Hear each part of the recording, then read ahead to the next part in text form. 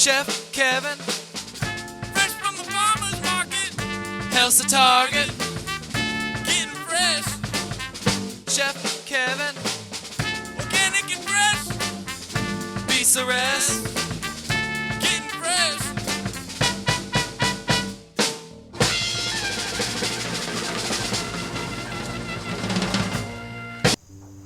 Hello everyone, we're here with Getting Fresh with Chef Kevin.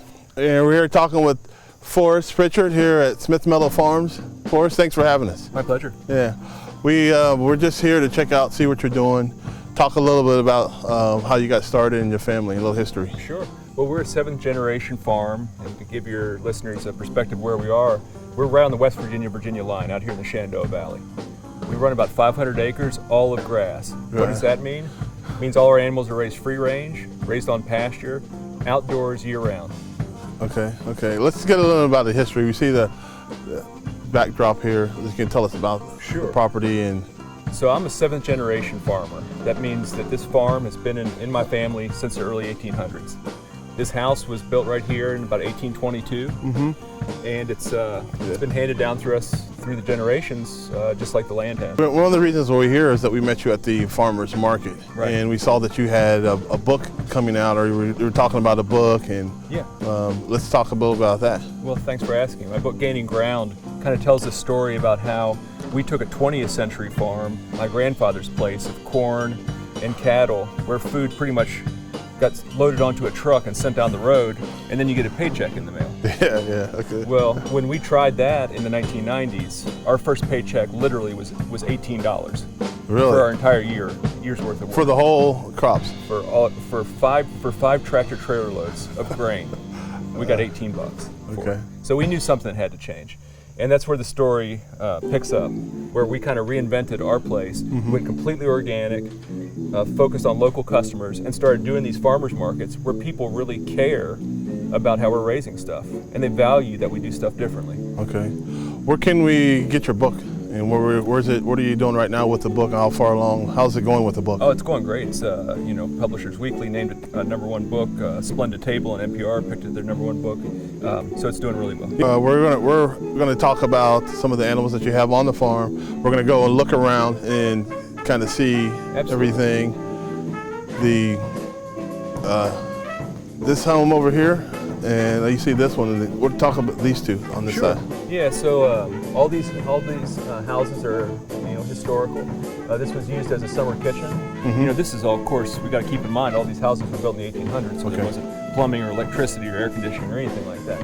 So we cook here in the summertime to keep the house from getting so hot.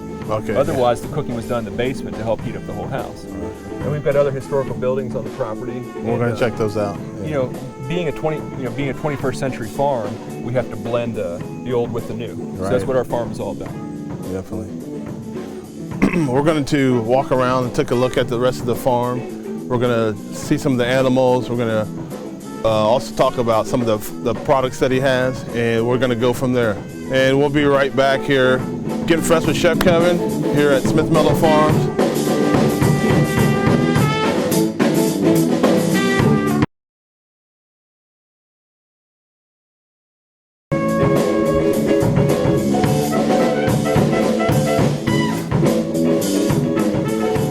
Hello, thanks. We're back here at Smith Meadows Farms here with Forrest. Forrest, talk a little bit about what was going on here in your farm store. Sure. So when I first came to the farm, the place was super run down.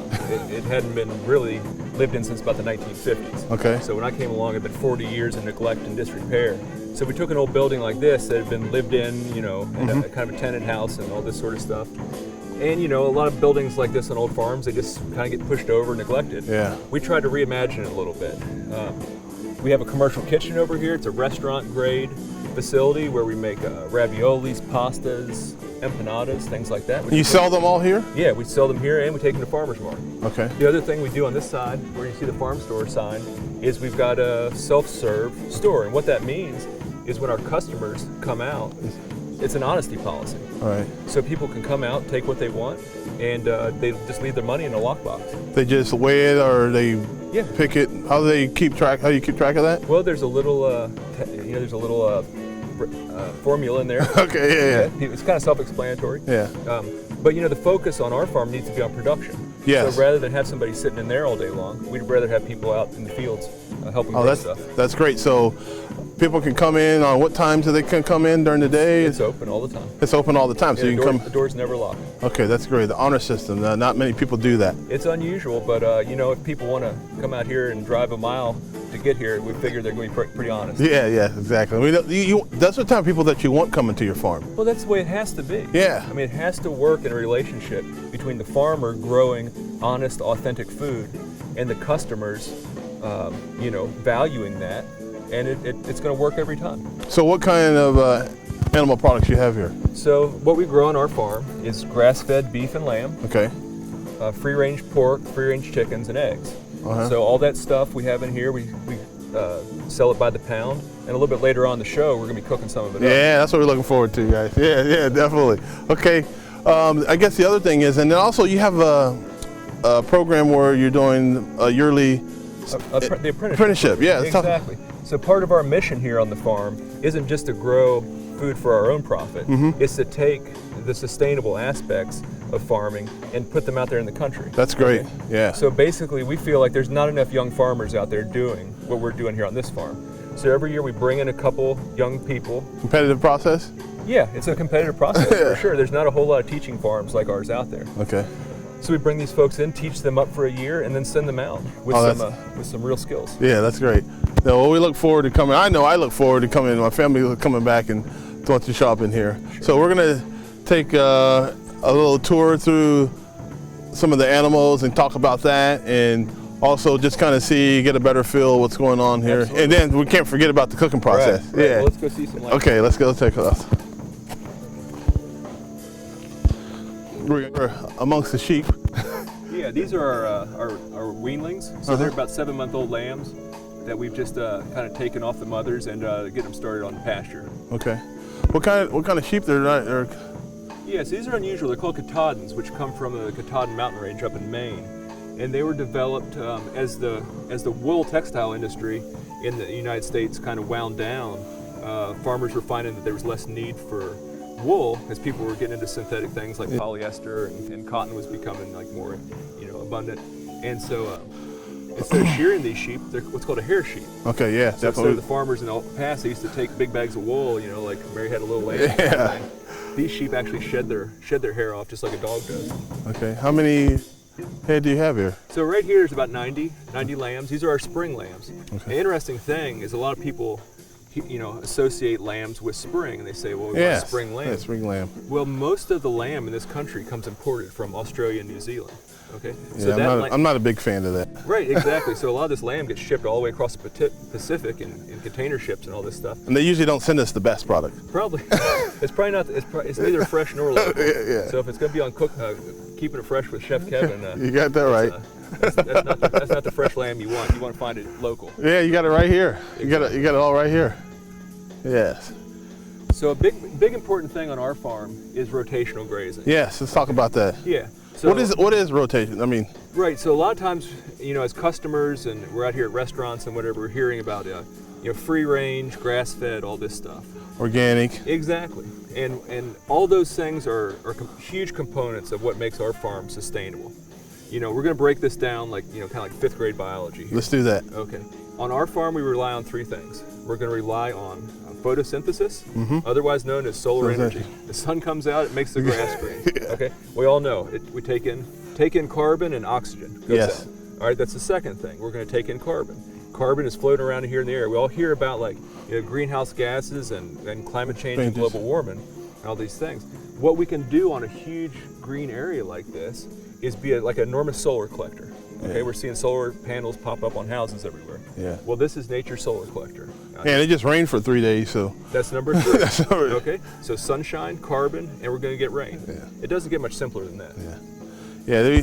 I think you get a lot of people out here going to see that. I know you do tours also. Sure. So people can come out and do the tours. We're getting ready, moving into Thanksgiving. Exactly. So you got your turkeys. We're talking turkey, Chef. Turkey. A lot of people nowadays are doing all type of turkeys. cooking styles. Sure. I like them all too. I got the outdoor setup.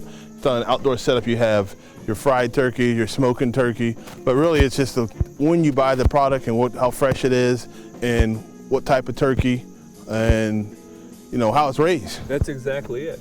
And a lot of folks are saying turkeys can't be raised outside. They can't really be free range. They can't be organic. Sure they can. And we're gonna prove all that. Yeah, we're gonna take a look at some of the turkeys over here. All right. Like I said, we're here Getting Fresh with Chef Kevin here at Smith Meadows Farms, and.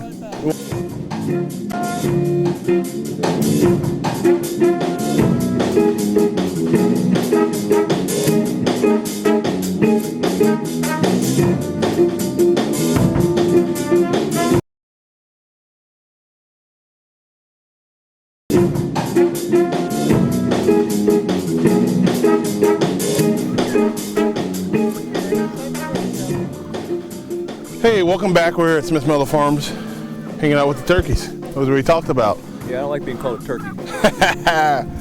Would be free range. I just like raising them. Free range them. Free range them. Yeah, I mean, as you can see here, there's no barns, there's no chemicals, there's just nothing but fresh air, and turkeys walking around wherever they want. So of course we were getting ready for Thanksgiving, but what size are these birds right now? What's we're going to be up to? These birds walking around right here, probably about 10 pounds right now, and if we were to dress them out, they usually lose about 15%, so they'd probably be about an 8.5 pound turkey right now. Okay. We want to get them up to about 12 to 14 pounds. That's the spot where people really like them. Okay, anything bigger than that, it's just... Yeah, it's funny. A lot of folks like a bigger bird than that, but the way ovens are in a lot of people's houses, they can't accommodate a 20-pound bird even if they wanted to. And they don't cook it correctly when they cook a 20-pound bird. Yeah, exactly. And a 20-pound bird is going to serve like 2 dozen people. Yeah. So you better make sure you bring all your family in from Chicago. Yeah, yes, definitely. So, what about your family here? Who on the property is your family? Yeah, so this is a family farm. Mom, sister, the entire family's here. Yeah. Where can someone go to get or buy a turkey from you? Yeah, so we'll be processing these turkeys probably starting in about 3 weeks, and then have them for sale at the farm store. They can sign up at farmers markets, and we'll bring them there the week before Thanksgiving. Or, it's 2013, so people can jump on the internet, smithmeadows.com, and place their order by clicking a button there. Well, that's good. That's good. I think I'm going to have to get one for myself and maybe one from another family member. Yeah, it's always good to have a spare. Yeah. And once again, they can come out here and even actually see the birds before they buy one. Yeah, so our farm is completely open to the public. So, where we started the show today at the bed and breakfast, we have bed and breakfast guests come out, customers come out to the farm store, and they can just walk out here and interact, bring their kids. There's nothing like knowing where your food came from. That's for sure. That's for sure. Well, I thank you for the time. We're going to move it over to cooking some of these products. Absolutely. We look forward to that. All right. Let's go fire up the grill. Let's fire up the grill.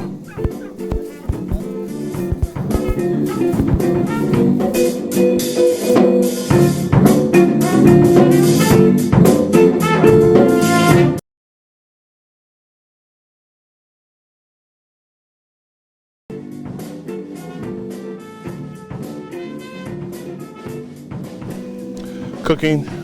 Right now I've got some sage, some basil, some pepper here, and I got a little rosemary we're going to clip. And we're back. Getting Fresh with Chef Kevin here with Forrest and Smith Meadows Farms, and we're going to talk about the products. First we have, go ahead, Forrest. Yeah, I was just going to say we've got our 3 different, our pigs and our beef and our lamb. Yeah. Well represented. Right. Well represented. So we've been out on pasture. We've seen how the animals are legitimately free range. They're being humanely treated, and that the farming practices are sustainable. Yeah. Now let's take it back to the dinner table where it really counts. Yes. And find out what it tastes like. Exactly. So right here we got our classic lamb chops. This is just this, basically T-bone chop on the loin. Here, cut about 1 inch thick. Yeah. Nice piece of fat on the side because that's where a lot of the flavor is Yes. going to be. Those look great. Yeah, so far so good. I see you got some fresh rosemary there with them. Yeah. This is nothing like a rosemary and lamb. Yeah. Then you paired a little bit of sage here with the chorizo, and this is a little bit of a spicy, South American style sausage with a little bit of a kick to it. You grind it and do your own Yeah, we raise all the pigs here on the farm, free range, and we work with the local butcher shop up in Hagerstown, Maryland. They're a third-generation Mennonite family. Okay. And they take real good care of us. All right. So all this stuff, is USDA inspected. Yeah. As natural and as organic as we are, there are still a couple hoops we got to jump through. All along with Chef Kevin inspected. Exactly. We'll get to that in a minute. Look at that. Okay. And the last trick here, you got with a little bit of basil and everything, is our grass-fed steaks. And there's a dead giveaway. If you're a consumer and you're going to the supermarket, you'll know that almost all grain-fed beef has a snow-white fat to it. Yeah. The fat on our beef has Yeah. a nice yellowy edge to it. That's because when our animals are harvesting clover and grass, they're getting that beta-carotene, the same stuff that makes carrots orange, gets passed right to the fat. Looks great. You can't fake that. You can't. And that's what you're going to get here at Smith Meadows Farms. So we're well represented here. We're going to turn this over to the grill and finish this and have some fun with this. The grill can be fired up at any time. Yeah, we got two seasons right now. We got Christmas and we got grilling season. Yeah, there you go. That's what I'm talking about. Yeah, there's nothing that preventing you to firing up a grill, hot grill. With what kind of charcoal are you using today? Well, thanks for asking. That's a good question. So what I use is a natural hardwood charcoal. It's a lump charcoal, and I figure, if we're gonna be raising all natural meat, taking all these minerals right out of the soil, I want to try and pair that, much like you just paired your seasoning to the meat. I want to try to pair my charcoal to the natural aspects of the meat as well. Yeah. So instead of using those chemically created briquettes, we're gonna use that natural hardwood charcoal that's actually smoked under like earth domes and just has that good natural earth flavor to it. That's great. What you can see here, I know when we're grilling, you hear that. You know the grill is hot. You do want some of the flame coming up, but you don't want to have it all coming up because the fat's going to start coming out. Right. And we don't want to on that. So what we're going to do is put this down over here. I got a couple different tools.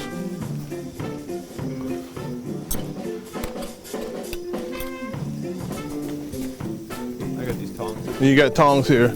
So we're just going to slow it down a little bit so that it's still cooking, but the flames will slow down a little bit. Nothing wrong with that fat though, making it. Right. there. Crispy and smoky. Yeah. So you turn it down a little bit. Yeah.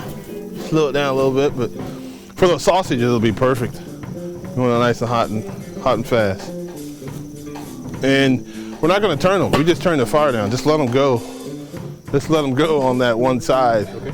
And you don't want to get into stabbing the sausage too much or stabbing the meat too much. We're just going to flip it. And we really wanted to get it. And you can use your clock if you have time. But main thing was just to slow it down. You can still hear it cooking. And we can definitely smell it. Right.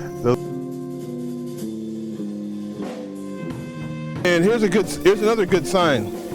When you go temperature-wise, you're going to see the blood start to come out. For me, that's when I pull them. When I see the blood starting to come through, especially on the steak, it's already. This one's going to be just enough for us. Nice hard sear on there. That's a beautiful thing.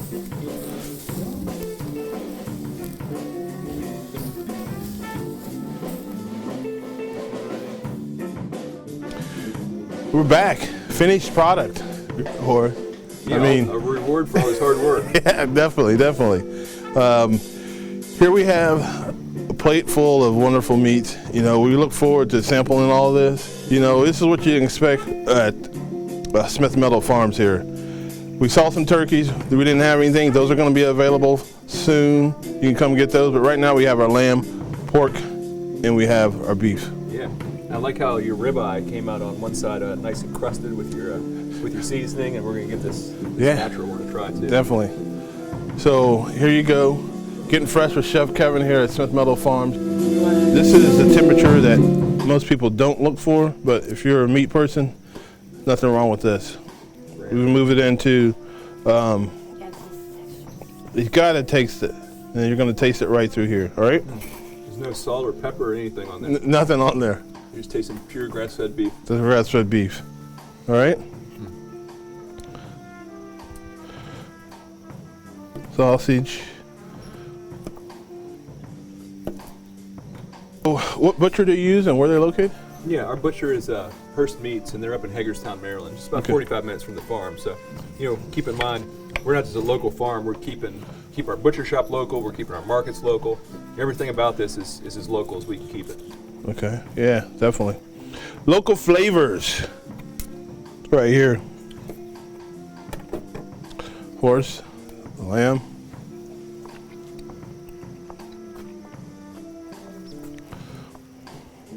Thanks for letting us come to your property, check it out.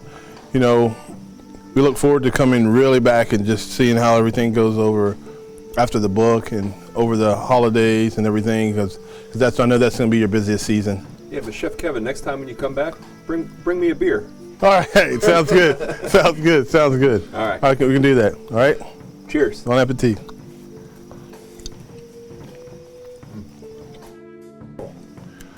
Thanks everybody for joining us here at Smith Meadows Farms. This is a place you can really come out and enjoy, take your time, see the property, and buy some of these wonderful natural, sorry, I'm just finishing up on the piece of that sausage, so that's what you're gonna get when you do that. So you're gonna find some of these natural products that you're gonna get here, and you're gonna take them home to your table and be, wow. All right, so thank you for coming out with this here. Getting Fresh with Chef Kevin. Slicing and dicing, moving and grooving, cooking fresh, Chef Kevin, fresh from the farmer's market. Hell's the target. Getting fresh, Chef Kevin, organic and fresh. beats the rest.